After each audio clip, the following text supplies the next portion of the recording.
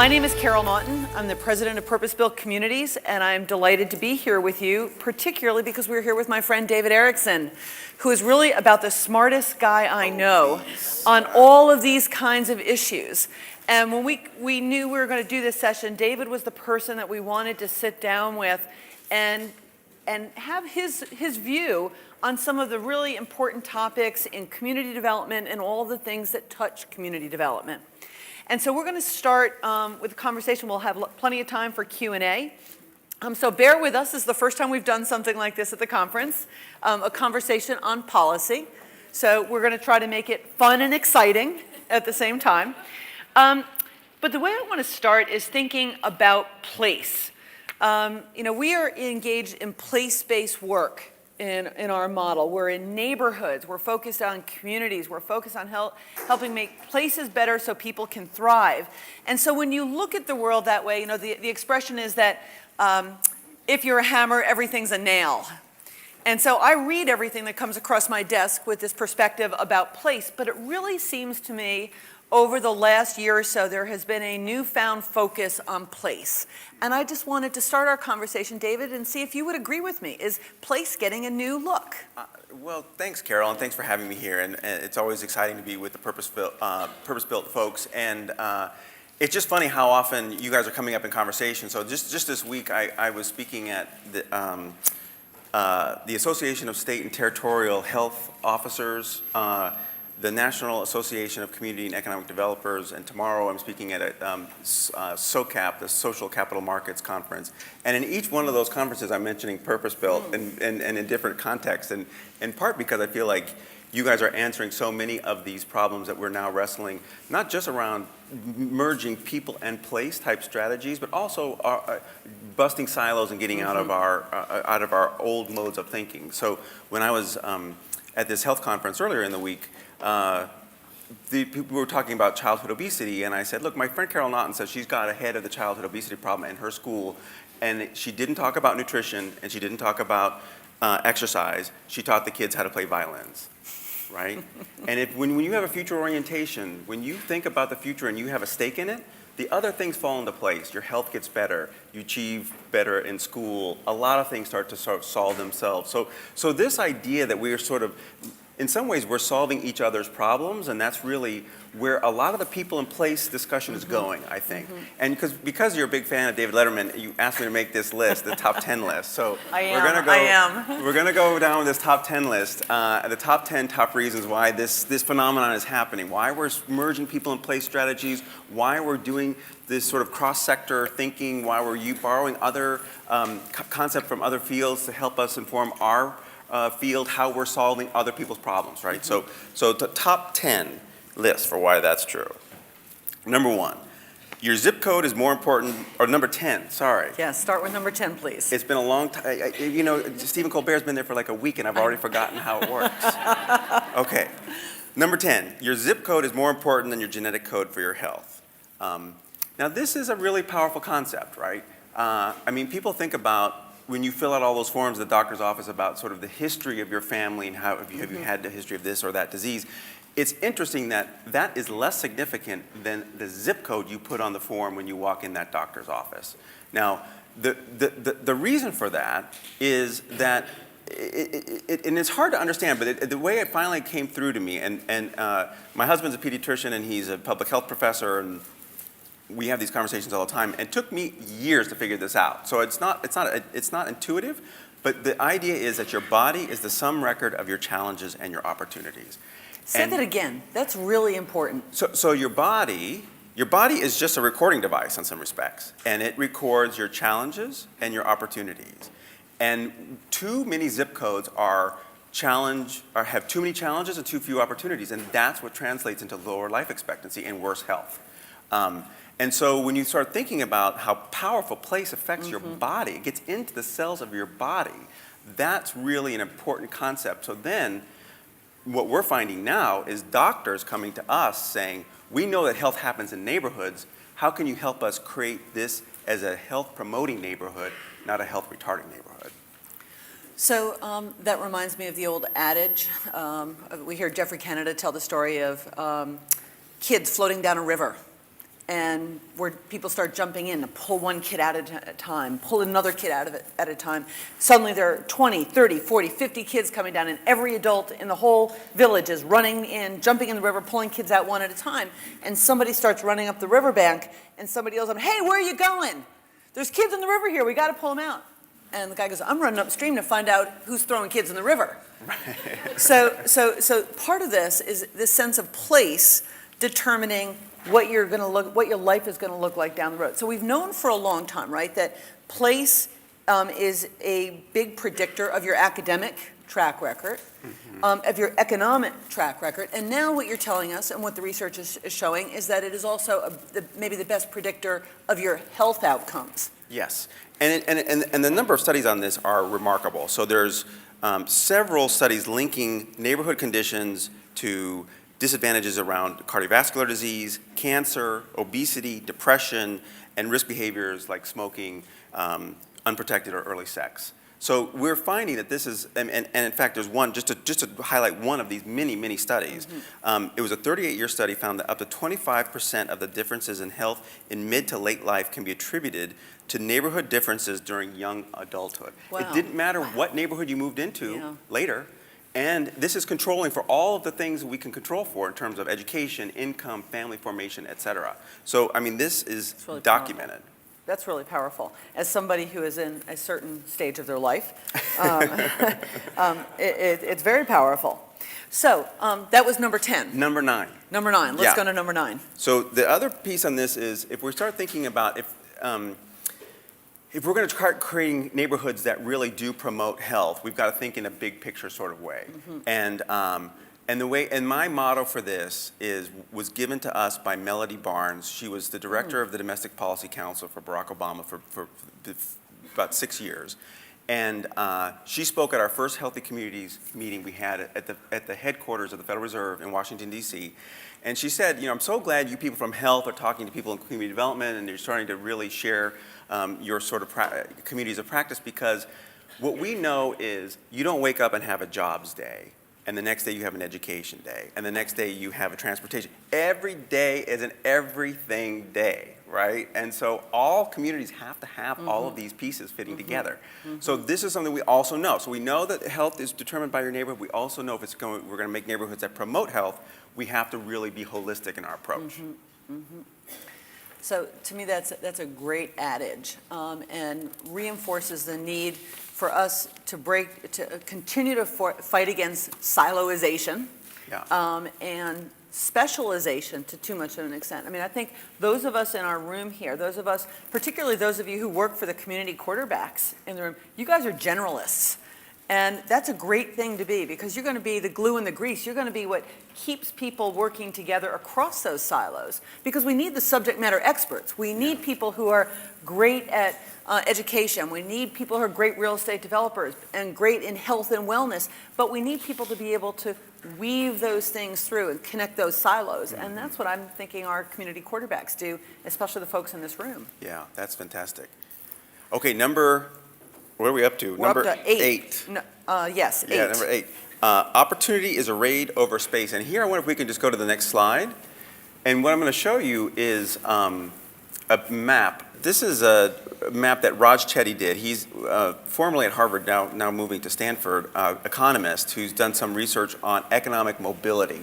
And economic mobility is the way economists measure that. One measure they use, and it's an imperfect measure in many ways, but it's helpful in others. And the way it works is that you measure what's the likelihood of someone being born in the bottom 20% of the wage distribution and ending their life in the top 20%. So what's the likelihood of jumping from the bottom to the top in terms of income?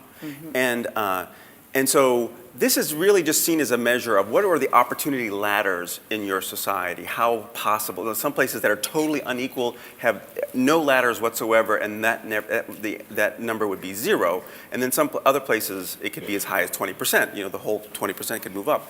What they find is the United States does not fare very favorably in international comparisons, because if you look at places like Denmark, for example, is much more mobile society. After hearing about Denmark earlier today, And the kangaroo, right? That's right, and an orange.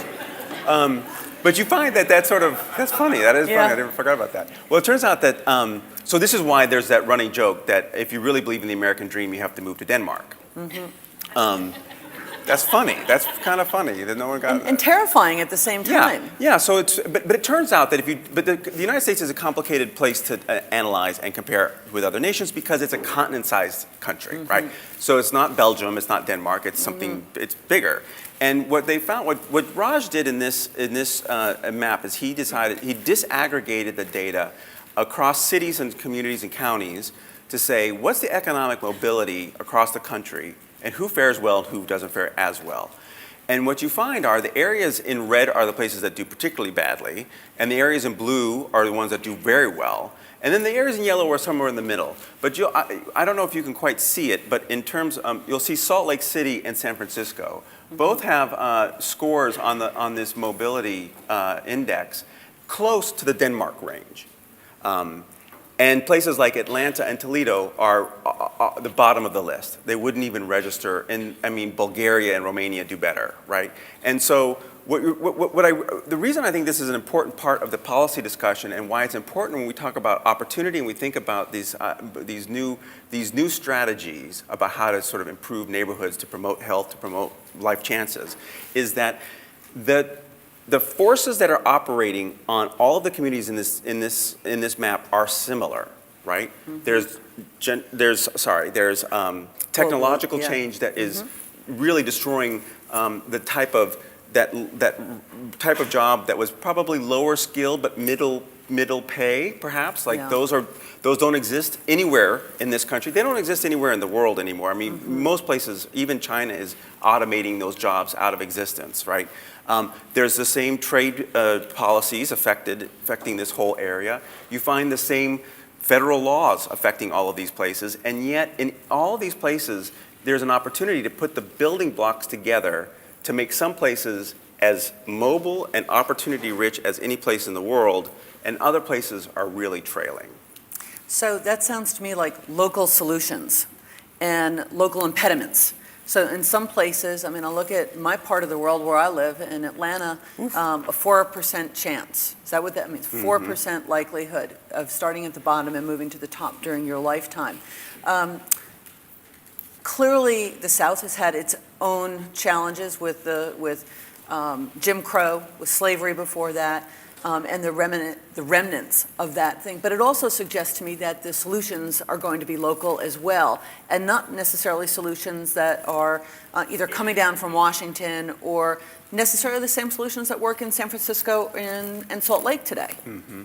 No, and I think that's right. And I think, so I think this map is both sort of intimidating and one that gives me great hope that the tools are present and we can put them together in different places. So I was just thinking, you said earlier when we talked that the future is in. Oh yeah, the future is here. It's just unevenly distributed. Yeah, and so this map that kind of shouts that out. Yeah. But we have the tools collectively to more evenly distribute the future. That's my theory for the day. Yeah. No, I agree with you. And that gets to number 7 on our list, which is we all win when we all win.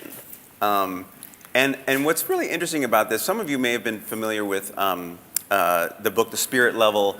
Some of these epidemiologists looking at sort of how health differs across nations. They've also really done some really interesting work if it differs across states. And they find that even the places that are more equal tend to be healthier, and the people who live in them tend to be happier. It's a very strange phenomenon, right? But what you find is, in a nutshell, the conclusion is a middle-class Swede is healthier than a wealthy American. So in many ways, you can't buy your way out of this problem. If you live in an unequal society, it weighs on you, right? And so this is where I feel like this is a powerful rallying cry. I think that when you make a neighborhood more viable, you're not just helping the residents in that neighborhood. You're helping the property value and the residents in the neighboring neighborhoods, right? The places around there. You're helping the employers. You're helping. You're increasing the tax base. You're reducing the need for services. So this is a powerful rallying concept that I think people are really getting more interested in. It reminds me too a little bit of Robert Putnam's book, All Our Children, which really makes the argument about why we need to care about all of our kids, not just the kids in our own family and our own neighborhood, but that we are all in this together. And either we will all win together or we will all lose together. But it's not an option to try to be successful without caring about everybody and lifting up everyone. All righty, next one. There are no silver bullets, only silver buckshot. Right, so this is a line I'm stealing from FSG Consulting, but this is and this is something that we also really focus on, and this is for those of you who may not have seen this book. It's called Investing in What Works for America's Communities. This is a project that we put together with the Low Income Investment Fund a few years ago. It's available for free if anybody wants a copy on whatworksforamerica.org. And there's a chapter in here. There's a purpose-built chapter in here. There is. And that Shirley took the lead on. And also, we have a chapter in here talking about community quarterbacks, which is really when we first sort of introduced that term. And a lot of people, there's nothing kind of new about the community quarterback concept. The FSG Consulting people do say something very similar. Those of you who are familiar with the health world know that the triple aim, the integrator, is also a very similar concept. That the integrator is very similar to the community quarterback in its concept, but there's sort of these 5 elements that are common in all of these different models. And what are those 5? So the 5 are, and they've had amazing East Lake level sort of successes in multiple places around the country, and they have 5 elements to them, right? They are cross-sectoral, so you have to get everybody working together, whether it's health or education or public safety or housing or whatever. They are place-based. You have to really focus on a place, in part because it's very hard to change the way you do business, and sometimes you have to be passionate about a place to see a change come about, and that really requires caring about a place. It can't just be, say, like fluoridating the water or something like that. I mean, it's not that type of an intervention that's going to work across a large, region or something. You have to be data-driven. You have to really focus on the data and follow what works and shut down things that don't work. You have to have trust from the community. The community has to trust that you're in it with them and you're in it for the long haul. And then finally, you need what FSG calls the backbone, what we call the community quarterback, what the health folks call the integrator. But you need that one entity that sort of oversees all of it. And what we sort of joke about in this chapter in the book is there's usually 2 more elements that are present in all the successful interventions, and that is they're usually spearheaded by a charismatic super genius who has a close friend who's a billionaire. And that's pretty common, actually. That's pretty common. Now, it's pretty common that what's successful, it's not scalable or replicable. Yeah, right? exactly. So it's not common in that regard. So what we need to do is really think through, if we're going to get to this silver buckshot moment, how are we going to reverse engineer the genius and the billionaire? Make it easier just to do your job. Well, I think one of these things, everybody in this room has learned that this is really hard work.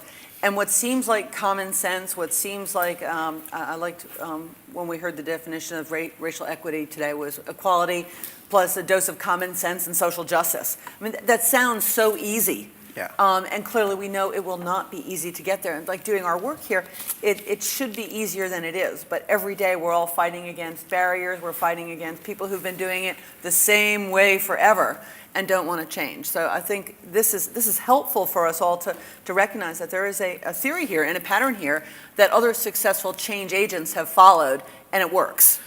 Yeah, and I think and that kind of brings us to number 4, because I think there's one key, I think, to helping make this happen more successfully is using data effectively. So number 5 is data is key, part 1, right? Because I'm cheating, I'm going to use data twice. There's a hint. But part 1 is that data is really important to just create the better management tool, the better sort of almost intervention level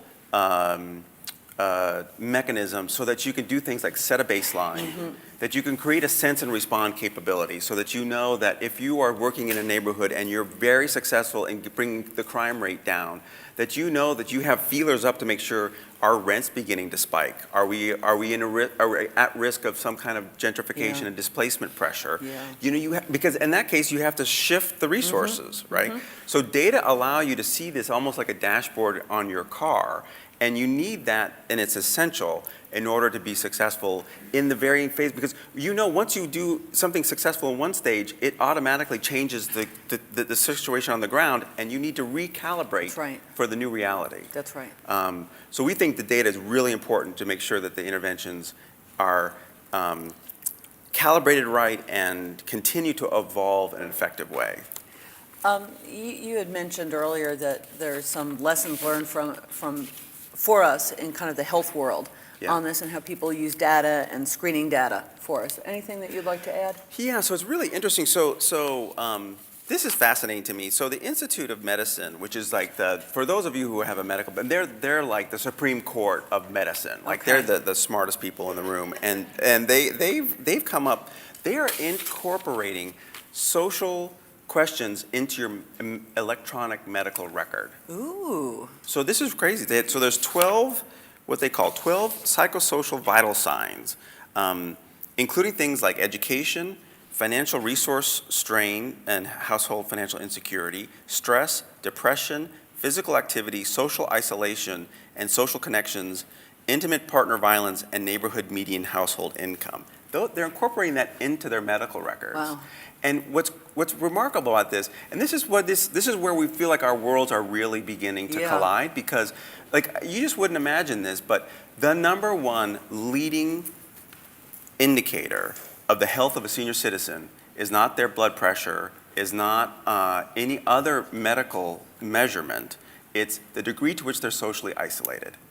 That's the number one best predictor of a 9-year-old's future health is not, again, BMI or any other thing we can think of. It's, are they reading at grade level, right? So these are... You guys hear that? 9-year-old reading at grade level, best predictor of future health. It's powerful. It's really powerful stuff. Yeah. So what's interesting about some of these things is we don't know exactly how to use it yet. Yeah. But even people like Eileen Fitzgerald is now in charge of this group called Stewards of Affordable Housing for the Future.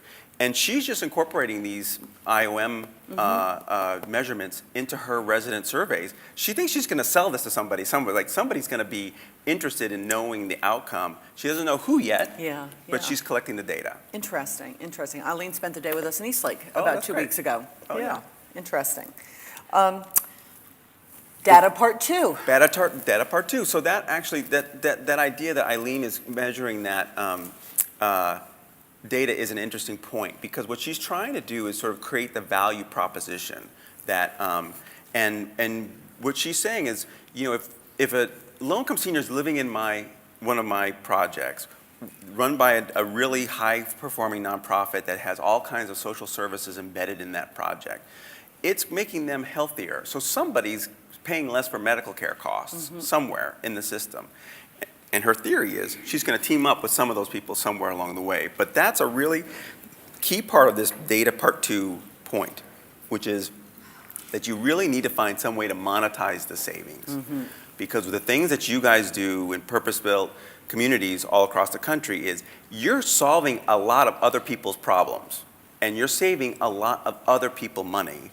And the question is, how can we figure out how to capture that and bring it back and solve what they call the wrong pocket problem, right? When you guys spend money to make sure your communities are better, somebody's saving money, but not you guys aren't. That's right. Right. So that's where we need to find some way. Now, the way we think we can get around this are a couple mechanisms. One is this whole sort of suite of tools we call pay for success financing. The one tool in that toolbox that's probably the most popular is the social impact bond, but there are many others that are less complicated and can be just as effective. So I'm thinking certainly different parts of the network members are exploring pay for success financing, whether it's an early learning program in an elementary or in a school system, looking at whether they can expand their early interventions and early learning to save money and remediation and special education down the road. But there's also maybe a bigger part to think about how this community quarterback could be funded. I mean, really kind of getting to that meta level of thinking about how all the money could be saved and actually captured and then used to support this work and sustain it long term.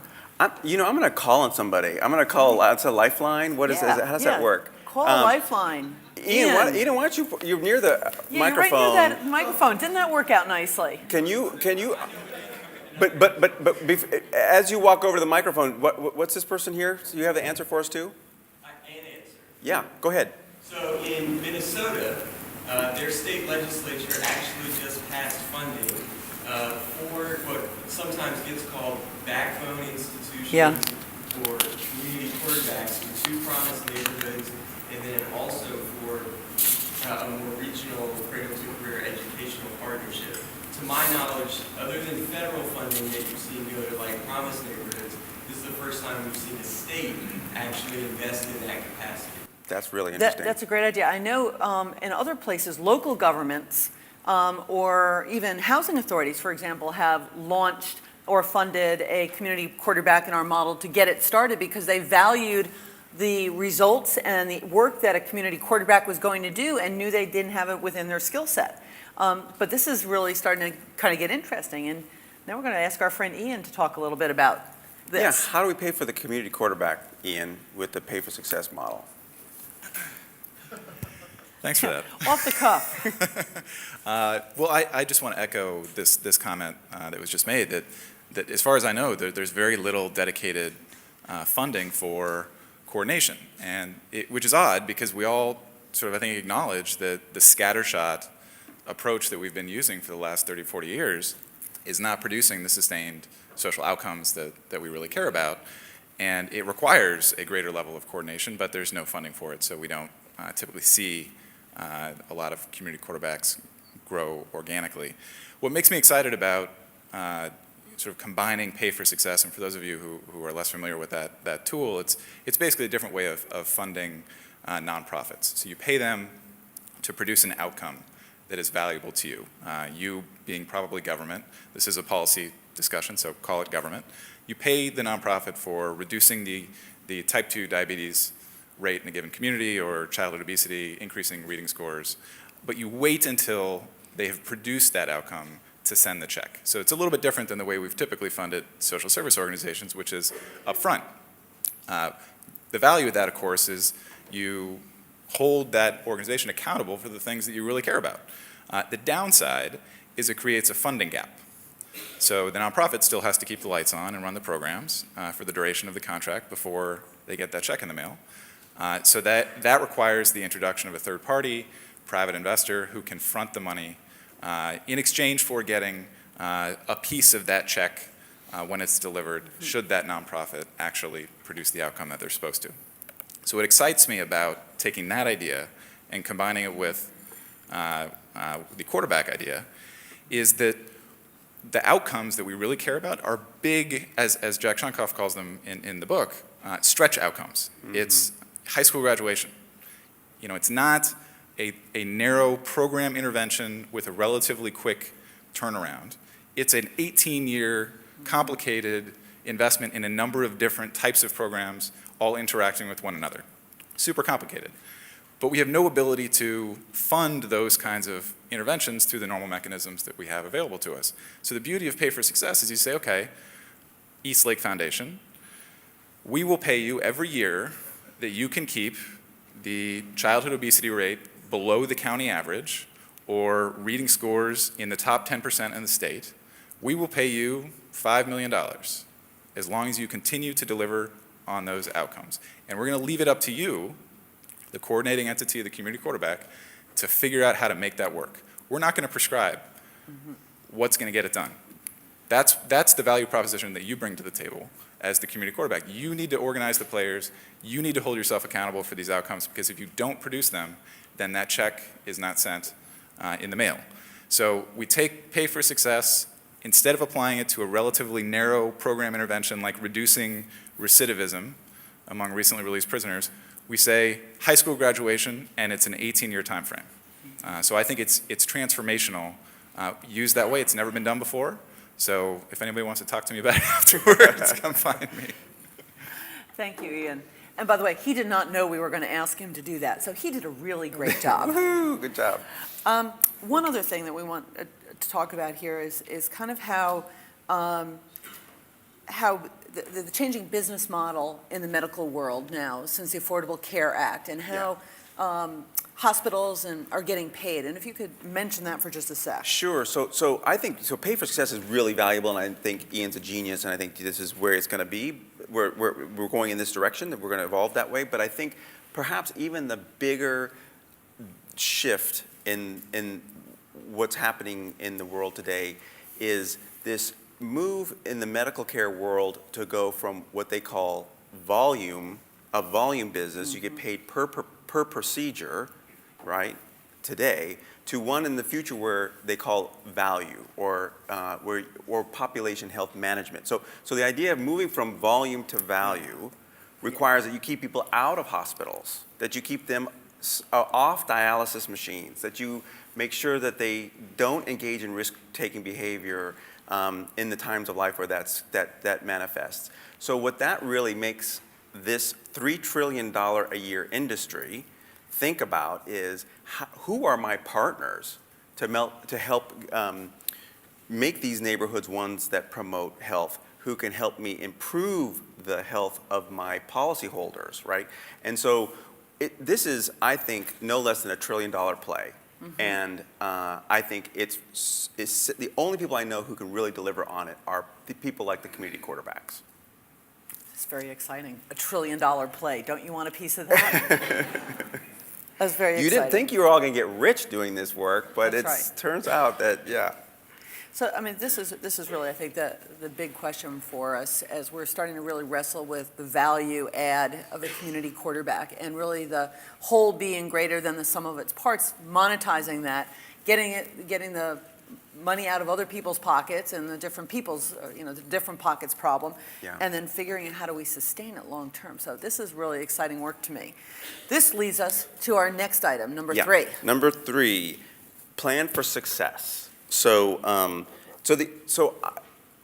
given the fact that through pay for success financing and through value-based medical care business models, you're going to have at least $1 trillion or more coming in to fix, make neighborhoods places of real opportunity. You are going to turn them around. You are going to make those places very desirable. You're going to make those. You're really going to have a huge effect on them, and that is not going to help everybody equally. Mm-hmm. And so what we need to do is now, while the land is cheap and while we know that we are going to create gentrification and displacement pressures, we need to start planning for that before it becomes a problem. So I think that is really key to any of these new business models, is to really, like I say, plan for success. Plan for success. This is one of the things that many of you in this room have heard me say over time, that when we look back at our lessons learned from the Eastlake revitalization over the last 20 years, one of our lessons learned is we wish we had bought more land earlier. We thought we had more land than we would ever need. But when we could have bought land for $2,500 a lot, and now I have to spend $150,000, $200,000 on a lot, I mean, it's a fundamentally different conversation about what you can afford. So, plan for success. What we're all doing is really very audacious and exciting. We don't know whether we'll all be successful, but plan for success. Plan for all these great problems. Now, this is one of the things we wanted to talk about too, gentrification in general. There are some very, very hot markets in this country where there is certainly displacement pressure going on. San Francisco, Washington, parts of New York City, parts of Austin, parts of Houston. But most neighborhoods that were poor in 1970 are poor today. Yeah. In fact, there's just been a report released recently, and we have this on our website on a working paper, that we just released, that 92% of zip codes in the country are experiencing no displacement pressure at all, that they're relatively unchanged over the last 2 decades. Wow, so over 20 years, unchanged. Yeah. So So that really gives us a different conversation about our work. And again, I guess I come back to the idea that most of the neighborhoods that we have a chance to work in are really desperate for investment. And they're, in Eastlake, before we had started, there hadn't been a building permit issued in 27 years. And that was a really good proxy measure for a lack of investment. But if we plan for success, we will be dealing with both of these things. Yeah, yeah. Excellent, excellent. Okay, this is down to number Number two. two. Dun, dun, dun. So number two, being a community quarterback is being a social entrepreneur. And this is about sort of back to the business model a little bit. So so it's interesting how, and it's also, it gets to this issue around how you make your work sustainable. So my friend Audrey Choi is head of social finance for Morgan Stanley. So big Wall Street investment bank. She oversees many, many billions of dollars in investment in environmental causes, environmental remediation, in Community Reinvestment Act type lending, some international development work. And what she says is, she put together the Healthy Futures Fund, $300 million that goes to, for example, for clinics that are more than just a clinic. The clinic gets access to the subsidized money thanks to the Kresge Foundation and thanks to the Local Initiative Support Corporation, LISC.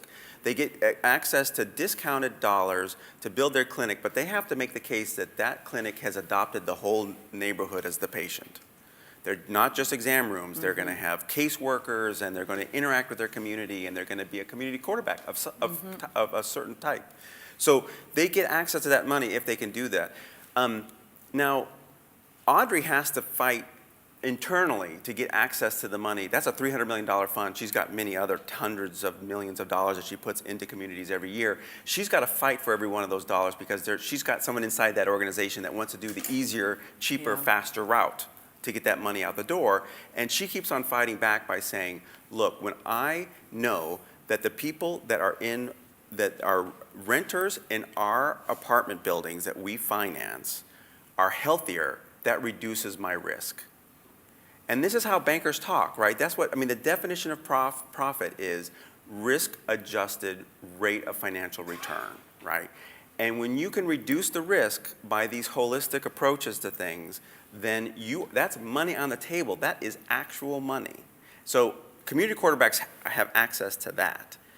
The other thing that they have access to and where they're creating value is trust in the community. And this is where I hope, the last idea I want to leave with you, because this is the end of our list, because we're going to ask you to do the number one most important issue on our list next. But the one thing I would really hope you understand that is when you are interacting with the community and you have the trust of the community, and then you go into some negotiation in some boardroom in some high-rise somewhere, and you're sitting around the table with the mayor or the governor or the head of the hospital system or the superintendent of the schools or the investment banker who's really going to be the one who can say yes or no to your project. I want you to understand that you are the most important person at that table. You can do something that none of them can do. Any one of them can be replaced. It's very hard to replace somebody who has trust from a community. And that's something you can bank on. When David said this to me earlier today, it was like a light bulb went off for me in terms of what the balance of power should be in these negotiations. That we really are bringing something to the table that is extraordinarily important in these kinds of negotiations, and we don't own it as much as we ought to. And we don't play that card very often. We ought to figure out how and when to play that card, because I think it can be a game changer. The other thing that made me think, we will often say that we're agnostic as to someone's tax status, as to whether we want them as a partner in an initiative that we're all engaged in, because we really don't care about whether you have a 501c3 designation or you're a for-profit. We just care that you're really good at what you do. That's important in terms of actually delivering services, but when you start to think about reducing risk and potentially making other partners more successful, whether they define success by profitability or impact, this is what you all are doing. Yeah. You are reducing the risk to a real estate developer because you are bringing services to the community, you're bringing assets and amenities to a community that will help someone want to stay there. You are bringing success to a school who is your partner, because children will be living in stable, safe housing, access to medical care, access to community health and wellness, and their parents will be doing better, so kids in the school will be doing better. You can do this analysis based on every single partner who will be at the table, and you, my community quarterback friends, will be the ones who are really making that happen and bringing something to bear that nobody else can bring. So I think that's something that we need to own, and we need to figure out how to use in a more powerful way. That's absolutely. Amen. Amen. Amen. Sister. So, thank you. So we would love to hear from you now about what are the things that you're reading about, what are you worried about, what are you thinking about in the policy world, and we'd just love to have a conversation. So if you've got something you'd like to add to this conversation, please step up to one of the microphones, or David and I'll just sit here and look back at you and wave and whatnot. So please step up and let's continue our conversation. All right, Ian, thank you for starting us off. Just a quick question. I may be misremembering this statistic, but I believe there are something like 2,800 census tracts of concentrated poverty in the country. So I'm just curious, any thoughts about sort of the pace of progress? I think, we have all the ingredients, we have people committed to the work, but if we only do a half dozen of these a year, it's going to be a long time before we make a dent in that problem. Is there anything from a policy standpoint that we can do to accelerate that process? Yeah, that reminds me. I think I saw Shirley it was something that The Atlantic was doing, and she said that you guys had done an analysis that there were, how many? 825 neighborhoods, rural or urban neighborhoods that were kind of ripe for this kind of intervention. Yeah. Well, how do we do that? So here in this room, you guys represent 50 of those neighborhoods. That's a pretty good start. That's pretty 50. good. I mean, right here. We can get our arms around 825. And not everyone will be perfect, and not everyone will have the same approach, but it's absolutely doable. And we've been doing this for about, 6 years now. We've got 50 communities where people are scaling up. Purpose-built won't be part of all of them, but you all might be part of 3 more in your community. We've talked about whether you guys become teaching hospitals, see one, do one, teach one. But you guys are the movement that will help other people figure out how they can address the needs in their own community in a really important way. Hi. Oh, we'll start over here now. So currently there's a lot of conversation about how much zip code does matter. And so this idea that where you live determines your future outcomes. So we hear from public funders mainly that because it matters so much, we are going to start investing more in neighborhoods that have higher levels of opportunity and less in neighborhoods, AKA urban neighborhoods, where there are less opportunity, which is once again just adding to this conundrum of the place that has the least investment now has even less investment from the public sector. So when we see a policy, a conversation going into a trajectory that's so far off, how do we turn the conversation back around to those neighborhoods that have had so much disinvestment for such a long period of time? You can jump in, but we both have strong feelings on this, so go ahead. Well, I think many of you may have seen the op-ed that Thomas Edsall wrote in the New York Times, sort of attacking community development as concentrating poverty into low income neighborhoods and creating this terrible outcome. And it is true, you saw the results, some of the work that Raj Chetty has done in the Moving to Opportunity program, where every year a child had spent in a higher opportunity neighborhood, that there were really measurable effects in their long-term life outcomes. And so there was really making this argument. The reality is there are 46 million low-income people in this country. We can't move all of them out of the neighborhoods they live in immediately. I mean, what we think is it's a both-and proposition, right? That every neighborhood should be a neighborhood of choice and opportunity. Choice to leave if you want to leave, for sure, but opportunity if that's the place you want to stay. And still, and so we need to figure out how we can explain that more appropriately, that it's not an either-or choice. Yeah, and I think what I would add to it is I do think to some extent community development deserves the knock, some of those knocks in that editorial, because I think for a long time we haven't spun money really well. I think we've been willing to accept low quality work and low quality outcomes and have a sense that good enough is good enough for a low income neighborhood. And I think that's one of the things I really love about the people in this room. You're not part of that crowd. You're part of the crowd that says, if we're going to do work in a neighborhood, it's got to be excellent work. And we've got to have really high standards and really high expectations, because our goal is not just to be good enough and tinker around the edges. Our goal is to make every neighborhood in which we work an opportunity neighborhood. Every bit as good and every bit as healthy as those neighborhoods now that have been identified in people's qualified allocation plans as places, that are opportunity neighborhoods. We can do that if we're really good at what we do and we insist on high quality, and that means being really, really, really good at execution. And storytelling too. I mean, I think maybe we should be trumpeting. I mean, the fact that no one knows what community development is a problem. I mean, we need to just get like Summer on a roadshow and and Youth Uprising, and having them talk about how they're making a difference in Castlemont and how it's possible. I think people don't think it's possible. Yeah. Hi, thanks. Jonathan from Dallas. So if any of my comments reflect my local context, you at least can know where to place it. So I think we all believe in place. That's why we're here. I think it's interesting. I've been trying to educate myself and just reading some of the national findings around place-based investment over the last 20 years. I'm glad that there's still this interest and that people are talking about place. But what I hear is that no one's seeing the return. Like there aren't great examples that people are pointing to say that these investments in place-based infrastructure are leading to different outcomes. Now, if Eastlake is one of them, the ones we want to point to, great. But my fear is that, I'm glad people are still interested and there isn't fatigue, but there's still a lot of people with a lot of questions about whether or not this pays off. And you've given a lot of evidence that it should, but I guess one of my questions is around really the rigor of this work and whether or not, as quarterbacks or whoever we are in this room, we're really doing a good enough job capturing the return and the impact that this approach has.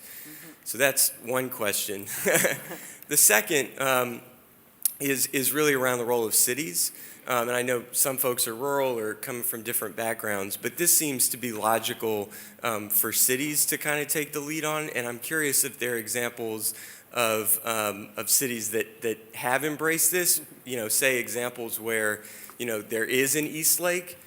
Why isn't there another Eastlake in Atlanta? Why isn't this kind of multiplying as sensible policy in more local contexts? So let me jump in first and start backwards, and maybe this is a clarification. We don't think cities can do this. We don't think cities can serve the role as a community quarterback. We don't think city governments, state governments, any form of government is going to be able to be a community quarterback and do it long-term and do it at really high levels. We think a not-for-profit, newly created, preferably, organization can do this work, but a city can't. So I just want to be clear with the definitions that what we're using. So I would also suggest we're really kind of excited now because we're seeing in several cities, including Atlanta, other models and other kind of purpose-built model implementations coming through. And we're excited to see more place-based work. I think we've got 2 groups from Cleveland here, for example, who are looking to do this parallel. And we're talking about 5 groups in Atlanta about how to do this. We've been part of that place-based conversation for a long time. I think you're right, though, on this idea about how do we capture the return on investment. And I want to come back to maybe your book as one of those places that you guys really thought about that. Well, it's just such a good question, and I think part of the problem is we haven't built the evidence base yet, so we just don't know for sure. Mm-hmm. I mean, we think there are these examples, these prototypes that are showing the way, but we don't know for sure if it's scalable. You guys are I think the best at it, but the problem I think is, and there's a chart in this book that I try to summarize my sort of history of 50 years of social policy, but I won't try to show that to you now. But the part of the problem I think is that we're in this moment of time where we had a really great holistic vision in the war on poverty. So model cities is exactly the right, everything you read those reports, it's exactly the right analysis of what the problem is, what the solution needs to be, cross-sector, place-based, it has to be community-driven, all of these things that it sounds true today as it did then. I think what the problem was, we didn't have the community organizations with the capacity to really implement the vision very effectively. And there were politics too. There are other reasons why the war on poverty didn't succeed. But there was this great siloization that took place in the 70s where people who did health, the early clinics, for example, the early federally qualified health centers who came out of the war on poverty, they really did embrace this what they called community-oriented primary care, where you adopted the whole neighborhood as the patient. They really were holistic and quarterback-like in their first incarnation, and yet they found implementing on that's too difficult, and so then they really focused down on a medical model and just said, okay, we're going to do medical procedures, and that's how we're going to do it. And similarly, those of us who thought about, you were in the affordable housing world, for example, the early housing projects were very ambitious in their approach to sort of how to be holistic and place-based and all that. But then over time, we became real estate developers, right? Yeah. And everybody got sort of siloed and more professionalized. And there's some advantage to that, right? Because this is almost like some kind of like a Hegelian dialect, right? We had this sort of thesis and an antithesis, and now we're going to have the synthesis, right? Where we're at this synthesis moment where we're marrying these once siloed but now very capable institutions back into some more coordinated, maybe even inspired by the 1960s concept, the model cities concept, into something that's new with more capacity and more capability. And I think we're in the early stages of that, and that's why you're not seeing more of it. Because I think you will see it more soon, and I think I know people are in the market to find partners to be able to execute on this concept. And I know when there's money to drive this process, there will be response from the marketplace to provide this type of integrated community revitalization. But we're just at the very beginning stages of it. And this is why I think it always takes a genius and a billionaire, because they're able to sort of get ahead of the process. And they just through the sheer will are able to sort of make things happen. But we just need to make it so that there's an ecosystem, a set of policies that make it easier to do it. Yeah, I'm thinking too about return on investment in our context. It's always hard to, it's hard to talk to folks who are thinking about return on investment in a very ordinary way. When you're talking about third grade reading rates, how do you then build the case and look at the work? Who are the folks who are really thinking about this that should be part of our conversation? Oh gosh. Well, I think I really do believe on some level, and this is that there's the health is where to go, and that's part of why I started that as number 10. And it's just because it's a good, not that I care about health, I mean, I don't have any health background at all. I just realize that it's a good measure of so many other things that feed into it. But I think soon what we'll see is a market that values health. And there's going to be people who are willing to buy better health outcomes. And there are a lot of people in that bucket.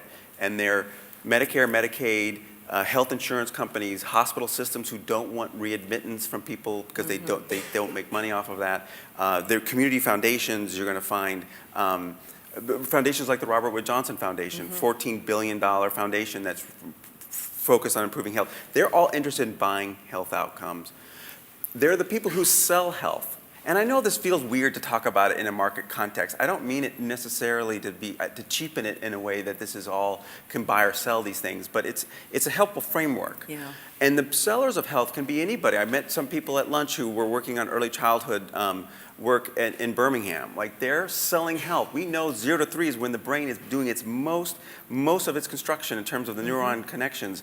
If you don't do that right, everything else is hard, but they need to be in a pipeline with other partners, other sellers of health who are contributing to the health of that child to make sure from cradle to career that that kid gets all of the things that he or she needs. And those people who sell health, I think, are people like purpose-built communities. Now, the other category are the tool makers who connect the buyers to the sellers. And that's where someone like my friend Audrey at Morgan Stanley, she's trying to figure out, how can I connect those dollars into your budgets so that you can improve health. And so just to put a fine point on that, purpose-built communities isn't necessarily the one, but all of these community quarterbacks are the ones who are really going to be able to potentially sell health outcomes. And again, think about how they use that in creating their own sustainable income stream, separate and apart from other funding needs. Yeah. Is that Ray over there? Yes, it is. Ray Gindros. Back to number 8 of your top 10, which is in front of us, has been for the whole discussion, Yeah. about upward social mobility. Is there more detail on this? That is to say, what are the specific attributes of different places, different communities, or stick with the word place, that play a role in upward social mobility? And have there been measurements of the importance, relative importance of these different attributes? And I'd like to take a tangent, which will give you a few minutes to think about it. In the 1960s, some may remember, a social worker, sociologist named Alvin Shore published a book called Slums and Social Insecurity. And he compiled a whole series of data from different studies that made the argument that there is a causal relationship between the physical form of a place and a person's capacity for upward social mobility. Two dominant ones. One is housing as mirror of self and what self-image is projected by the place in which you live, not only the house but the neighborhood. And secondly, the degree to which a person understands how to use the city, how to find his or her way around the city. Those were some very specific criteria from 1962. How about 2015? What are some of the criteria and how can they be measured? I'm so glad you mentioned that book because my friend Paul Brophy just mailed it to me, and I hadn't gotten around to reading it, but now I'm going to because you've got me. Now I'm Well, excited read the first about it. part. The first part is the best part. Yeah, okay, I will. So to be specific, in this study, the Chetty study, they found that the places that they don't know why, and their speculation is that places with these the characteristics that seem to be places that have greater opportunity are that they don't have concentrated poverty. That there's poverty, but it's in pockets, smaller pockets, mixed into a larger middle or upper class environment, that they have pretty good transportation, that they have relatively high performing school system, that they have a higher propensity of two-parent households. Those are the things that they point to in this study. And you could think of a place like Salt Lake City and San Francisco, you couldn't imagine two more different places. No, that makes sense. And yet that's what they're finding. Well, it seems to me it might be very useful as It's a great we question. all move forward in looking for solutions and looking for ways of responding to the needs of communities.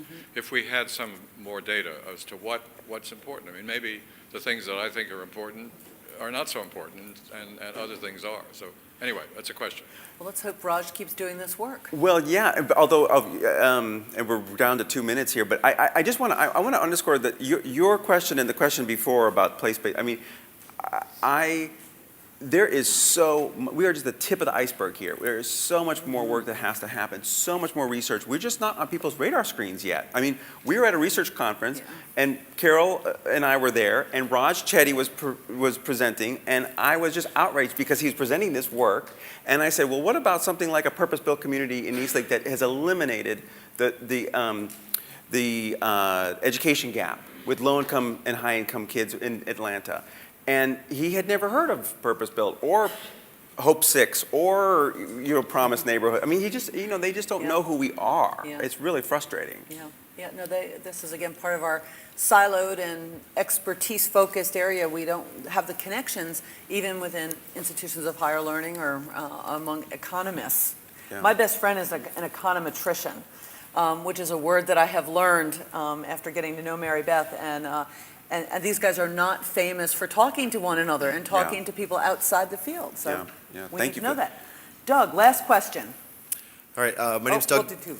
My name's Doug Judy, and I had a comment and a question, actually a resource. So my organization, Build Healthy Places Network, has just released in the last 2 weeks something called Measure Up.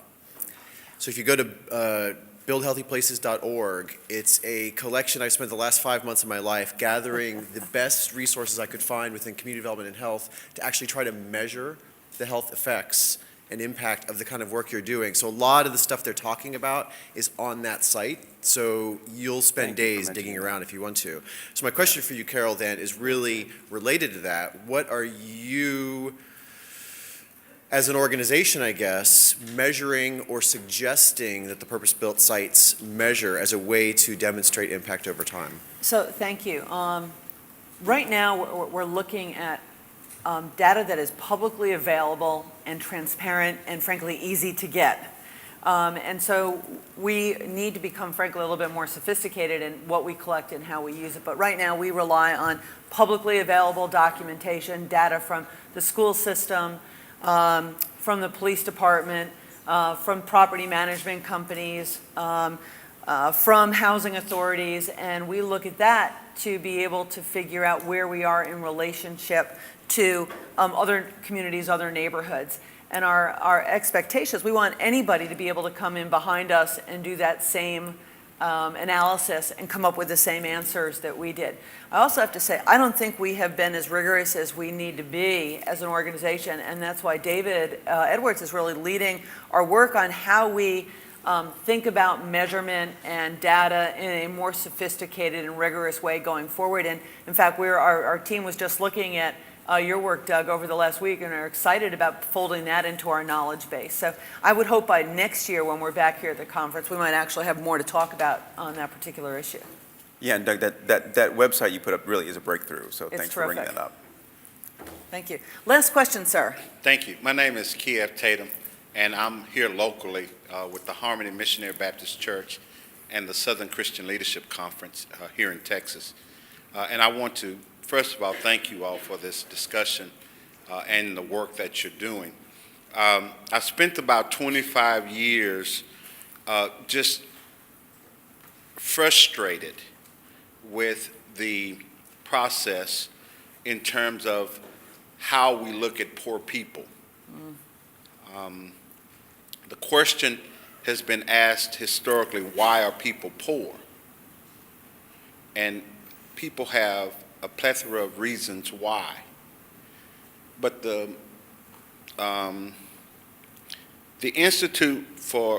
People's Institute for Survival and Beyond have done the deep work in trying to understand why people are poor.